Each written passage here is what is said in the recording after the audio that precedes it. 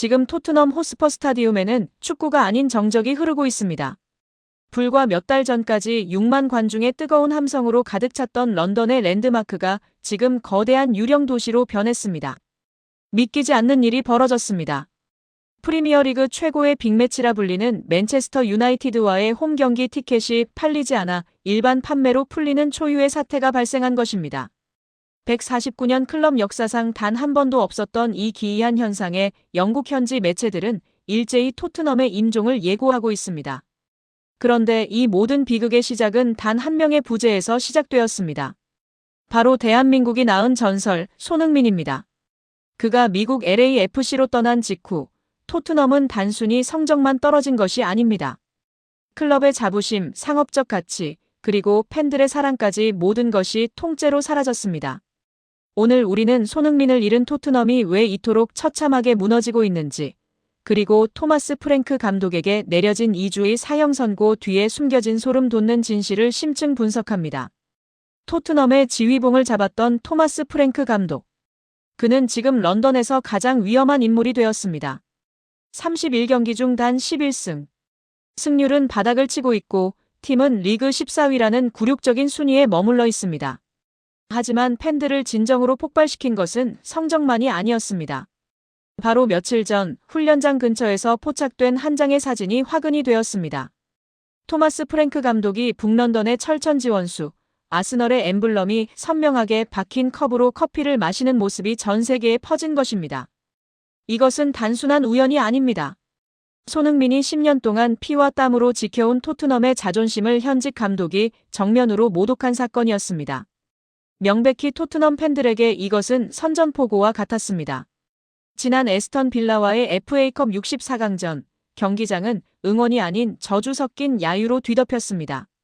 상대팀인 빌라 팬들이 내일 아침이면 넌 해고될 거야 라고 조롱 섞인 구호를 외칠 때 토트넘 팬들은 그 조롱에 함께 박수를 쳤습니다. 그 순간 우리는 깨닫게 됩니다. 손흥민이라는 구심점이 사라진 토트넘은 더 이상 원팀이 아닙니다. 감독은 팀의 철학을 잊었고 선수들은 승리 의지를 잃었으며 팬들은 이제 경기장에 갈 이유를 찾지 못하고 있습니다. 17년 만에 들어올린 유로파리그 우승컵의 온기가 채 가시기도 전에 토트넘은 스스로 몰락의 길을 선택한 셈입니다. 영국의 권위지 더선은 최근 충격적인 보도를 내놓았습니다. 2월에 예정된 맨유전과 뉴캐슬전 홈 경기 티켓이 일반 판매 중이라는 소식입니다. 평소라면 단 1초 만에 매진되어 안표값이 수백만 원을 호가하던 이 황금대진이 이제는 구걸하듯 주인을 찾고 있습니다. 그런데 이 현상을 단순히 성적 부진 탓으로 돌리기엔 무리가 있습니다. 토트넘은 과거에도 부진했던 적이 있습니다. 하지만 그때는 손흥민이 있었습니다.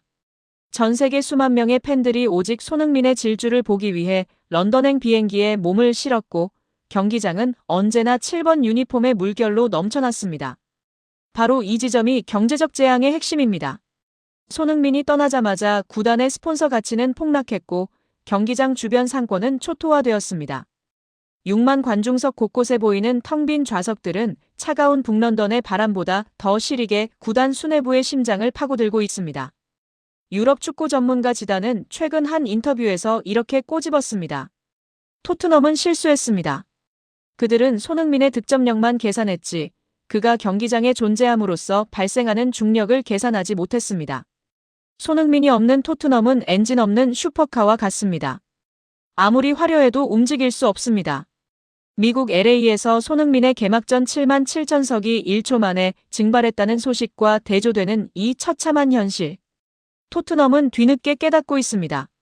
자신들이 벌인 것은 단순한 33세 노장 선수가 아니라 클럽을 지탱하던 거대한 경제적, 정신적 기둥이었다는 사실을 말입니다. 결국 토트넘 수뇌부는 토마스 프랭크 감독에게 최후 통첩을 보냈습니다. 앞으로 다가올 웨스트햄전과 도르트문트전, 단 2주 안에 반등의 기미를 보이지 못한다면 즉각 경질하겠다는 사형 선고입니다. 하지만 전문가들의 시선은 냉담합니다. 이미 선수단 내부는 통제 불능 상태이며 프랭크 감독은 아스널 커피컵 사건 이후 팬들의 신뢰를 완전히 잃었기 때문입니다. 명백히 토트넘은 현재 감독 한 명을 바꾼다고 해결될 수준을 넘어섰습니다. 그 순간 현지 팬들 사이에서는 기이한 목소리가 나오기 시작했습니다. 차라리 손흥민이 뛰는 MLS 경기를 중계해달라. 토트넘 경기를 보는 것보다 손흥민의 훈련 영상을 보는 게 더 즐겁다는 자조 섞인 농담들입니다. 이것은 프랭크 감독에게만 향한 분노가 아닙니다. 손흥민과의 재계약에 미온적이었던 다니엘 레비 회장을 향한 거대한 복수의 서막입니다. 챔피언스리그 16강 직행권이 걸린 도르트문트전마저 패배한다면 토트넘은 말 그대로 공중분해될 위기에 처해 있습니다. 주축 선수들은 이미 손흥민을 따라 팀을 떠날 준비를 하고 있으며 메가 스폰서들은 계약 해지 시점을 저울질하고 있습니다. 프랭크 감독에게 주어진 2주는 어쩌면 토트넘이라는 클럽이 무너지기 전 마지막으로 숨을 고르는 시간일지도 모릅니다. 여러분, 우리는 지금 아주 잔혹한 교훈을 목격하고 있습니다. 10년 동안 헌신한 영웅을 차갑게 외면했던 토트넘. 그 대가는 참혹했습니다. 경기장은 비어가고 감독은 조롱받으며 클럽의 가치는 곤두박질치고 있습니다. 손흥민 선수는 지금 LA에서 7만 7천 관중의 축복 속에 새로운 왕국을 건설하고 있습니다. 그는 자신을 1,000원에 팔아넘긴 세상과 자신을 홀대했던 전 소속팀에 대해 단 한마디의 비난도 하지 않았습니다. 그저 묵묵히 축구로 자신의 가치를 증명할 뿐입니다. 토트넘은 이제야 깨닫고 있을 것입니다. 손흥민이 공항에서 던졌던 그 한마디, 어떻게 알고 오셨어요? 라는 질문 속에 담긴 팬들을 향한 진심 어린 애정이 사실은 클럽을 지탱하던 가장 강력한 마법이었다는 것을 말입니다. 팬이 없는 경기장, 자부심이 없는 선수들, 철학 없는 감독. 2주 뒤 토마스 프랭크가 떠나더라도 토트넘의 정적은 쉽게 깨지지 않을 것입니다. 영웅을 잃은 대가는 그만큼 길고 고통스러울 것이기 때문입니다. 지금 미국 스포츠계가 발칵 뒤집혔습니다. 단순히 논란 수준이 아닙니다. 이것은 공포에 가까운 전율입니다. LAFC와 인터 마이애미의 2026 시즌 개막전. 그런데 이 경기의 프리미엄석 티켓 가격이 무려 710만 원, 달러로는 5,300달러를 돌파할 것이라는 충격적인 전망이 나왔습니다. 여러분, 이게 말이 됩니까? 미국 최대의 스포츠 축제라는 슈퍼볼의 평균 티켓 가격에 육박하는 금액이 단 한 번의 정규리그 개막전에서 형성되고 있는 겁니다. 도대체 왜일까요? 단지 리오넬 메시가 나오기 때문일까요? 아니면 미국 경제가 인플레이션으로 폭주해서일까요? 바로 그곳에 대한민국의 캡틴 손흥민이 서 있기 때문입니다. 지금부터 전 세계가 주목하고 있는 이 미친 가격표 뒤에 숨겨진 우리가 미처 몰랐던 손흥민 선수의 진짜 위상과 그날 밤 벌어질 역사적인 대서사실을 아주 낱낱이 파헤쳐드리겠습니다. 채널 고정하십시오. 시계바늘을 잠시 미래로 돌려보겠습니다. 2026년 2월 22일. 장소는 LA 메모리얼 콜리세움 스타디움입니다. 이곳은 본래 미식축구팀 LA 램스와 차저스의 홈구장으로 무려 55억 달러, 한화 약 7조 원이 투입된 지구상에서 가장 비싼 경기장입니다. MLS 사무국은 역사상 최초로 개막전 흥행을 위해 기존 축구 전용구장이 아닌 7만 7천 명을 수용할 수 있는 이 거대한 콜로세움을 선택했습니다. 그들은 확신했기 때문입니다. 이 두 선수의 만남이라면 7만 석이 아니라 10만 석이라도 부족하다는 것을 말이죠. 이 경기는 MLS 역대급 흥행을 이끌 초대형 빅매치로 2026 월드컵을 대비한 이벤트 성격도 띱니다. MLS 사무국이 의도적으로 편성한 꿈의 대결로 엄청난 티켓 파워를 자랑하며 높은 가격에 거래될 것으로 예상받고 있습니다. LAFC 유니폼을 입은 손흥민이 2026년 월드컵을 앞두고 MLS 개막전부터 메시와 맞붙으며 새로운 역사를 쓸 것으로 기대를 모읍니다. 경기 시작 3시간 전부터 LA 시내의 교통은 마비될 것입니다. 헐리우드의 스타들, 월스트리트의 금융 재벌들, 그리고 전 세계에서 날아온 축구 순례자들이 이 경기장으로 몰려듭니다. 서부의 왕이 된 손흥민, 그리고 동부의 신이 된 메시. 이것은 단순한 축구 경기가 아닙니다. 마치 배트맨 대 슈퍼맨처럼 현실 세계에 존재하는 가장 강력한 두 아이콘의 정면 충돌입니다. 미국 현지 매체 디 애슬레틱은 이렇게 묘사했습니다. 이것은 MLS 역사상 가장 사치스러운 쇼케이스가 될 것이다. 메시가 마이애미의 축구의 신을 데려왔다면 손흥민은 LA의 축구의 품격을 가져왔다.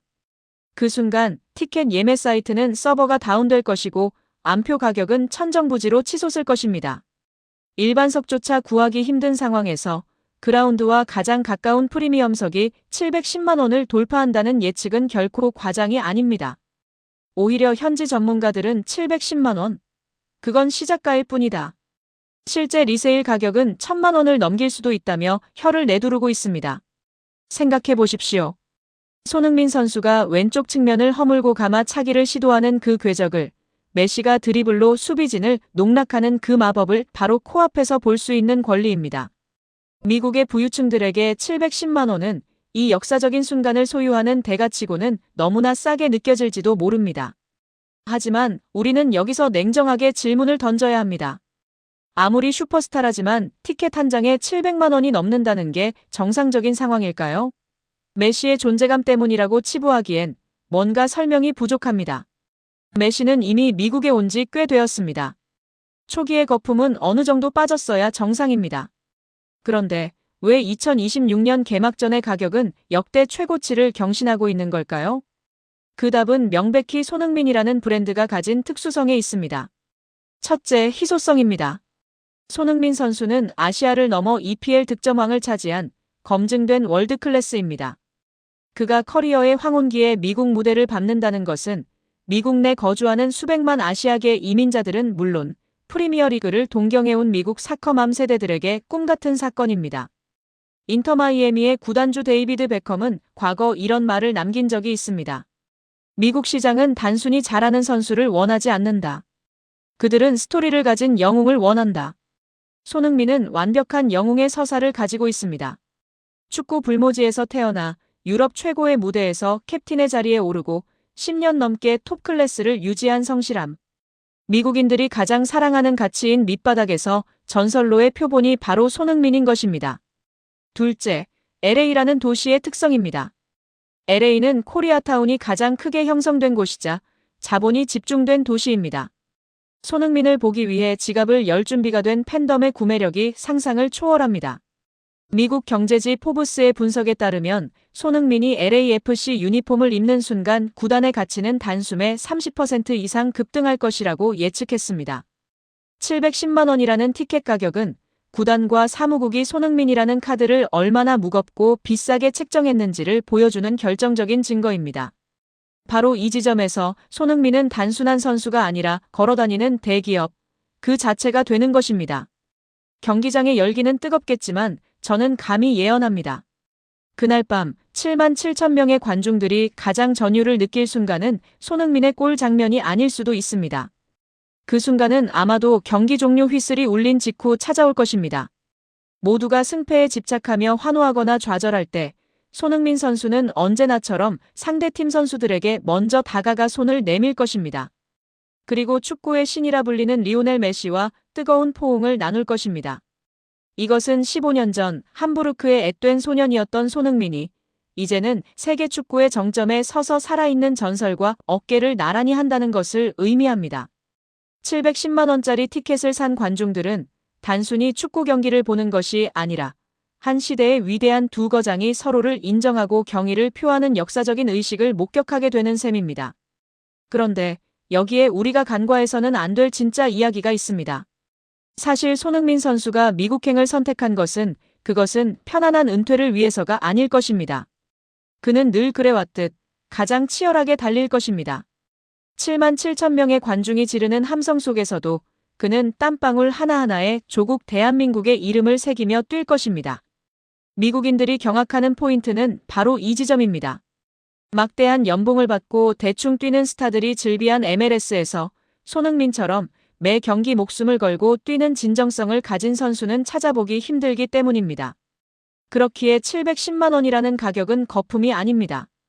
그것은 자본주의의 심장인 미국이 손흥민이라는 선수가 지난 15년간 그라운드 위에 쏟아부은 피와 땀, 그리고 눈물에 매기는 존경의 가격표입니다. 누군가는 말합니다. 공놀이 티켓 한 장에 700만 원은 미친 짓이라고. 하지만 어떤 이들에게 그날 밤은 평생 잊지 못할 추억이자 가문의 영광으로 남을 것입니다. 우리는 지금 손흥민이라는 시대와 함께 살고 있습니다. 그가 공을 잡을 때마다 한국인의 심장이 뛰고 그가 골을 넣을 때마다 세계가 놀라는 이 믿기 힘든 현실을 매주 목격하고 있습니다. 2026년 2월 22일 LA의 밤하늘 아래서 펼쳐질 손흥민과 메시의 대결. 그 화려한 티켓 가격 뒤에는 척박한 환경을 딛고 일어나 스스로 전설이 된 한 남자의 위대한 서사가 담겨 있습니다. 돈으로 살 수 없는 감동, 그것을 증명해내는 선수. 그렇기에 우리는 오늘도 손흥민을 응원할 수밖에 없습니다. 오늘 영상이 흥미로우셨다면 구독과 좋아요 부탁드립니다. 여러분의 클릭 한 번이 더 깊이 있는 스포츠 이야기를 만드는데 큰 힘이 됩니다. 지금 미국 전역, 아니 전 세계 축구 팬들이 경악을 금치 못하고 있습니다. LAFC 구단 역사상, 아니 MLS 출범 이래 가장 충격적인 배신이라 불릴 만한 사건이 터졌기 때문입니다. 우리는 모두 기대했습니다. 프리미어리그의 왕, 아시아의 호랑이 손흥민이 미국 땅을 밟았을 때 그곳에는 그에 걸맞은 황제의 대관식이 준비되어 있을 것이라 믿었습니다. 하지만 현실은 참혹했습니다.